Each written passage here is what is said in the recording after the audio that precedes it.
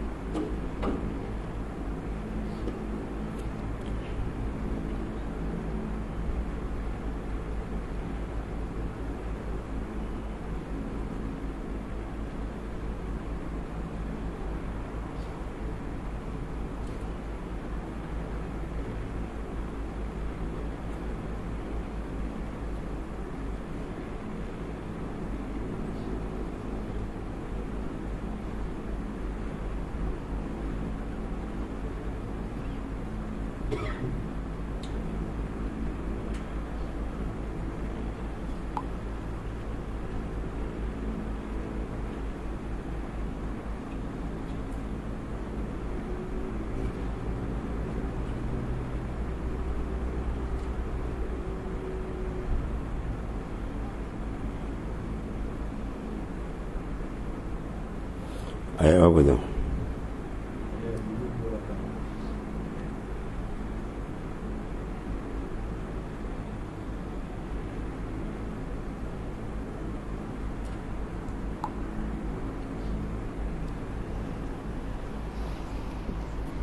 So, Zalika. A'udzu billahi minasy syaithanir rajim. Zalika natluhu alayka minal ayati waz-zikril hakim. Inna masala Isa 'inda Allahi kamasali Adam. Khalaqahu min turabin thumma qala lahu kun fayakun. Al-haqqu min rabbika fala takun minal mumtarin.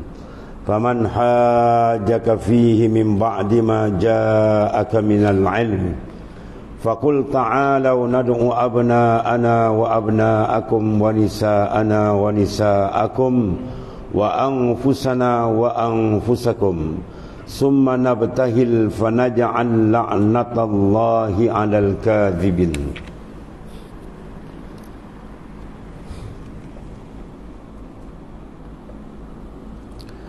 Demikianlah semua yang disebutkan di atas merupakan sebagian daripada berita tentang Nabi Isa alaihi salam dan lainnya yang kami membacakannya kepadamu, wahai Rasul yang paling sempurna, meski engkau sama sekali tidak mengetahuinya dan engkau tidak pernah belajar dari seorang guru berwujud manusia kerana engkau adalah seorang ummi. Jadi semua itu dari bukti-bukti yang diturunkan kepadamu dari hadrat kami, yakni hadratillah, yang menjadi bukti kebenaran kenabian dan kerasulanmu. Dan bagian daripada az-zik yang penuh dengan hikmah, di mana firman yang penuh dengan hikmah ialah firman yang mulia dan mencakup hukum yang cermat dan mutlak, berasal dari inti kebijaksanaan serta sama sekali tidak mengandung kebatilan dan tidak tersentuh oleh nasakh ataupun perubahan. Kemudian Allah SWT berfirman, sesungguhnya perumpamaan, pemisalan penciptaan Nabi Isa alaihissalam dengan keadaan dan riwayatnya yang aneh iaitu tidak mempunyai bapa, hanya ibu yang melahirkannya. Satu keanehan yang dipanggil amrun khariqul lil adah, benda yang mencarikan adat, kebiasaan insan itu mempunyai ayah dan ibu. Cantoman kedua ini menjadikan keturunan anak. Tapi aneh di sini tidak mempunyai ayah. Maka oleh kerana itu Allah Subhanahu Wa Taala menyatakan sama juga di jalan cerita dia, iaitulah diriwayatkan yang aneh dan keluar daripada kebiasaan, mana amrun mukhaliqun lil adah, yakni kelahirannya tanpa ayah. Di sisi Allah Ta'ala adalah seperti kejadian Adam. Adam langsung tak ada, ayah tak ada, ibu pun tak ada. Allah Ta'ala boleh buat apa dia nak. Dan Adam, ya, iaitu kejadian Nabi Adam AS, kerana Allah Ta'ala telah menciptakan dan mengadakan Nabi Adam dari ketiadaan. Iaitulah sebabnya kisah Adam jauh lebih ajaib dibandingkan Isa. Kalau Nabi Isa mereka kata pelik, tak ada ayah, ya, maka Nabi Adam AS tidak ada kedua-dua. Ayah pun tak ada, ibu pun tak ada. Sebab Nabi Adam tidak memilih ayah dan tidak memiliki ayah dan ibu. Allah, melainkan dia menciptakan Adam, membentuk dan merupa Adam daripada tanah mati. Kemudian Allah Subhanahu Wa Taala berfirman kepadanya, jadilah engkau manusia yang hidup, ya, maka jadilah ia. Seketika itu juga ia menjadi makhluk hidup yang memiliki perasaan, gerak, ya, mendiri, persepsi dan pemahaman. Fa'alu lima yurid, Tuhan boleh buat apa dia nak. Tak ada ayah, tak ada ibu, ada ibu tak ada ayah, ada ayah tak ada ibu, ada ibu ada ayah, semua dia boleh buat. Empat kelakuan itu semua adalah dalam kekuasaan besar mutlak Allah Subhanahu Wa Taala. Kemudian kitab yang telah kami bacakan kepadamu, wahai Rasul yang paling sempurna, iaitu inilah al-haq, yang hak, maknanya yang sebenar, yang sesuai dengan kenyataan, dan diturunkan kepadamu untuk mendukung serta menolongmu dalam kerasulan yang engkau pikul. Allah.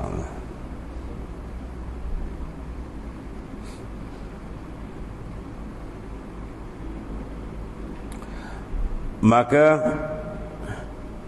dari mana pikul dari Tuhanmu, oleh kerana itu janganlah engkau berkenaan dengan kebenaran, termasuk orang-orang yang ragu. Jangan kau masuk daripada golongan mumtarin, mereka yang meragukan kebenaran kerana mengikuti akal yang keliru. Lepas tu Sayyidina Ali kata apa? Mani'tamada ala aqlin dhalla. Barang siapa yang berpegang pada akal semata-mata, confirm dia akan sesat. Wa mani'tamada ala malin qalla. Siapa yang berpegang kepada harta, maka dia akan kehilangannya, akhirnya meleset juga. Wa mani'tamada ala jahin zallah. Siapa berpegang kepada kemegahan, pangkat, jawatan, ni semua tu akan hilang. Wa man i'tamada 'ala Allah fala dhalla wala qall wala zal. Siapa berpegang kepada Allah, dia tidak akan sesat, dia tidak akan meleset dan tidak akan mengalami kehinaan. Sebab tu disuruh kita bergantung hanya kepada Allah Ta'ala. Makhluk semuanya akan binasa, semuanya akan pergi, sama ada dia pergi dulu atau kita pergi dahulu, ya. Anak isteri merupakan teman saja, menemani semasa kita hidup di dunia ni, ya. Bila-bila masa dia boleh maknanya berpisah.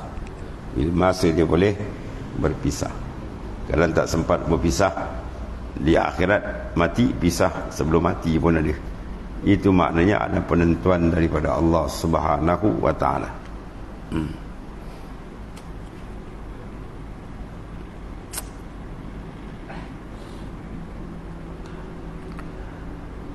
Qala Allah ta'ala faman hajjaka fihi min ba'di ma ja'aka minal ilm. Maka siapa yang membantahmu, yang mendebat dan menentangmu, fihi padanya, yakni tentang perkara Isa alaihissalam dan kaum Nasrani daripada kaum Nasrani, iaitulah kaum Kristian, sesudah datang kepadamu ilmu yang berasal dari kitab yang turun dari hadrat Allah Subhanahu wa ta'ala. Hadrat kami ini hadrat ta'ala, yang menjelaskan Isa dan kelahirannya tanpa ayah. Maka fakul ta'alau nad'u abna'ana wa abna'akum wa nisa'ana wa nisa'akum wa anfusana wa anfusakum summa nabtahil fanaj'al la'natallahi 'alal kazibin. Ini peristiwa mubahalah dipanggil, peristiwa mubahalah. Kalau degil sangat tak nak percaya, buatkan kepala batu dia, maka katakan kepada mereka, ni wahai Rasul yang mulia itu Rasulullah SAW, ketika mereka menentangmu, kata apa? Ta'alau, mari silakan, wahai orang-orang yang mendebat, yang melawan, yang mengatakan bahawa Isa adalah anak Tuhan, ya, dia menyanggah akan ketetapan yang sebenar yang dibawa oleh Rasulullah SAW, bahawa Ta'ala itu lam yalid wa lam yulad, tidak beranak dan tidak diperanakkan. Maka kalau beranak dah serupa makhluk, kalau makhluk bukan Tuhan, ya, jenis yang dijadikan dipanggil makhluk. Ada beranak, ada anak, ada bini, ada keturunan dan sebagainya. Dia pula ada keturunan atas, mana dia dibinkan dengan orang atas, dan orang bawah pula dibinkan dengan dia, dibentikan dengan dia. Itu makhluk. Maka Ta'ala lam yalid wa lam yulad, dia tidak beranak dan tidak diperanakkan, ya, dia tunggal ahad. Tiba-tiba golongan Nasrani, Kristian, laknatullah ni mengatakan, ya, mengotori ketauhidan, iaitu mereka mengatakan Tuhan itu ada anak. Baik, kalau kamu itu ta'ala, sila, Nabi panggil dia, panggil orang-orang tadi, orang-orang yang berlebihan dalam masalah Nabi Isa alaihissalam ni. Kalau begitu apa? Nad'u abna'ana wa abna'akum wa nisa'ana wa nisa'akum wa anfusana wa anfusakum. Kita memanggil anak-anak kami, memang keluar semua. Asru abna, anak-anak kamu, cucu cicit kamu dan anak-anak keturunan kamu kalian, isteri-isteri kami dan isteri sekalian kamu semua, ya, diri kami dan diri kalian kamu semua, wahai orang kafir. Ya, setelah itu kita berkumpul di sebuah perkumpulan besar, mau bawa keturunan kamu, anak cucu kamu, datuk nenek moyang kamu semua bawa lah. Maka kami pun akan bawa sama-sama, kita berkumpul. Summa nabtahil, kemudian marilah kita bermubahalah, minta Allah Ta'ala turunkan azab, laknat dia ke atas orang yang dusta. Nabi cabar tu, ya, bermubahalah, yang masing-masing dari kita berdoa dengan sungguh-sungguh kepada Allah SWT. Panaja'an laknatallahi 'alal kazibin, dan kita pohon, kita minta supaya laknat Allah Ta'ala ditimpakan pada orang-orang yang dusta, agar yang benar dapat terlihat jelas, ya, bedanya dari yang dusta, yang batil, dan agar yang hak terpisah dari yang batil. Ada Nabi buat ni, tak ada jalan last kali ni. Anda buat keluar semua, nanti kita berdoa minta Allah turunkan makna keputusan dia, laknat ke atas orang yang berbohong dan berdusta.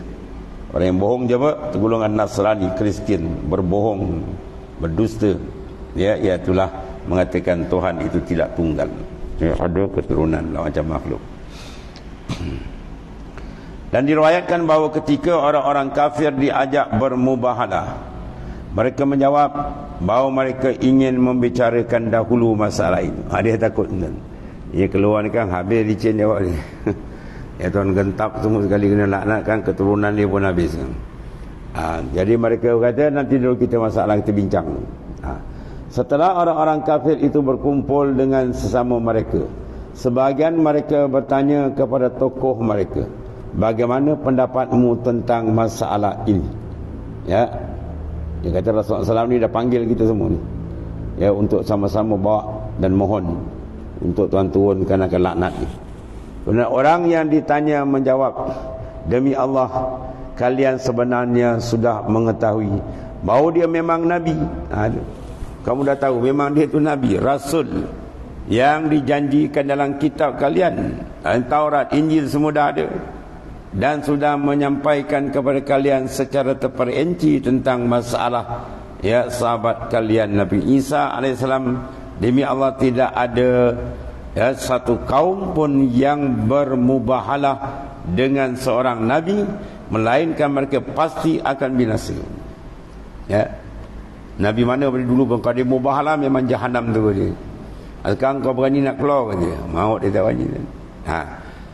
Sungguh kalian tidak memedulikan selain agama kalian, maka mereka pun mematuhi saranan tokoh itu dan pergi. Akhirnya bongkok cabut tak berani. Kalau dia berani, jawab dia habis.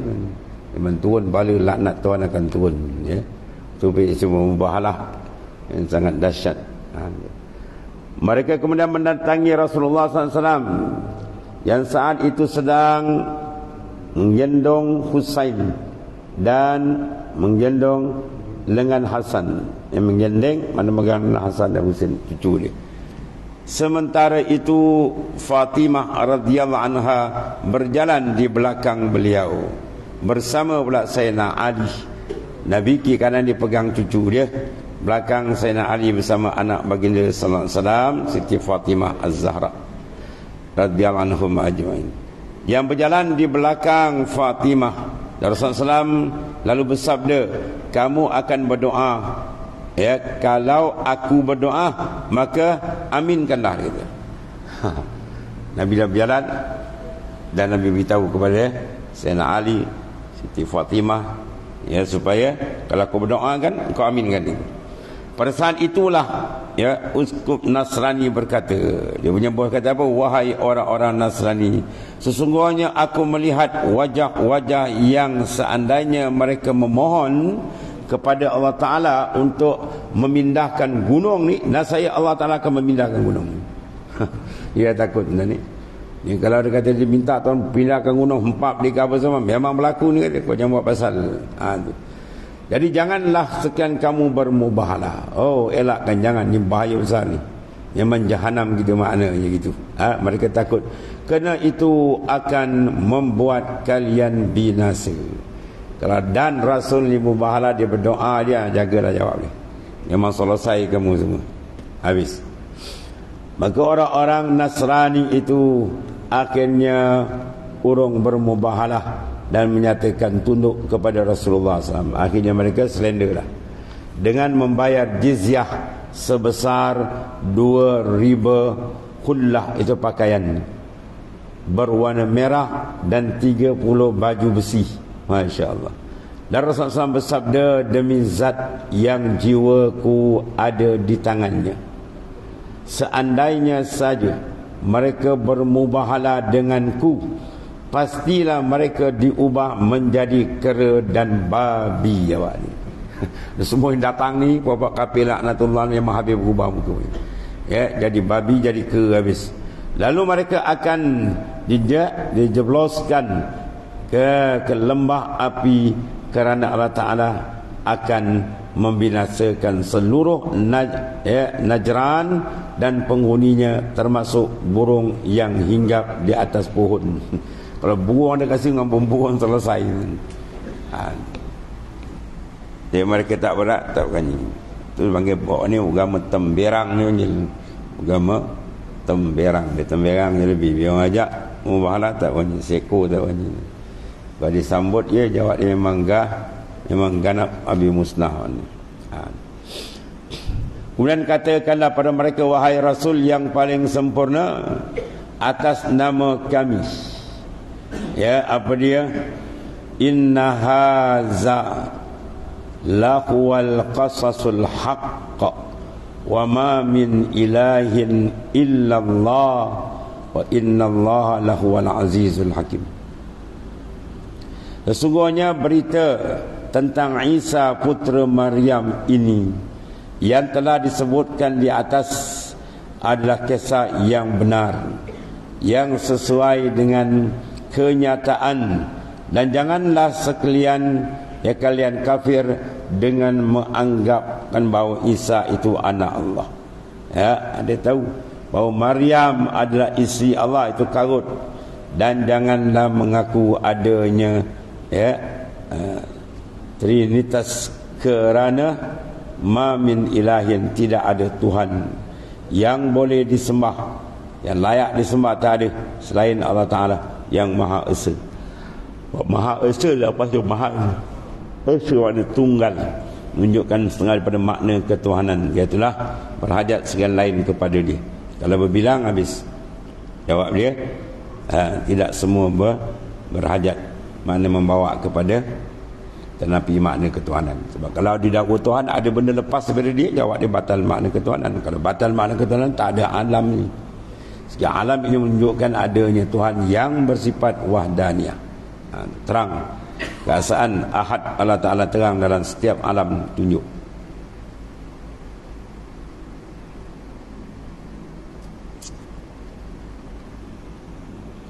Kun Maha Tunggal, kepadanya segala sesuatu bergantung, ini kepada Ta'ala yang tidak beranak dan tidak diperanakkan. Dia bukan anak sesuatu, bukan daripada asal sesuatu, dan bukan sesuatu berasal dari dia. Dia tak ada. Ia tunggal dengan ketunggalan yang maha agung, dan tidak diperanakkan, tidak beristeri dan tidak memiliki anak. Wa innallaha lahuwal azizul hakim, dan sesungguhnya Allah SWT yang maha benar dengan sebenar-benarnya, yang memiliki sifat keabadian, mana kekal, yang esa tunggal dalam pemeliharaannya terhadap sealam, semesta alam, semua makhluk duduk dalam ketuhanan Allah yang tunggal. Dan dialah yang maha perkasa, yang maha menguasai, maha kuasa, yang maha berkuasa atas semua yang selain dia, mana semua makhluk secara mutlak. Mutlak, tak ada kait-kait lain ni lah.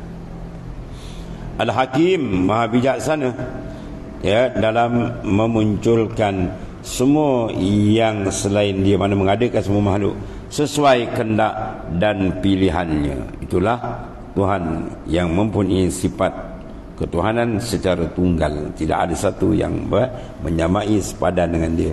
Dia bersifat dengan tunggal dalam menjawab jawatan ketuhanan yang maha besar. Itulah di antara perkara yang dibentangkan di sini. Kemudian qala ta'ala fa in tawallau fa innallaha alimun bil mufsidin. Sadaqallahul azim.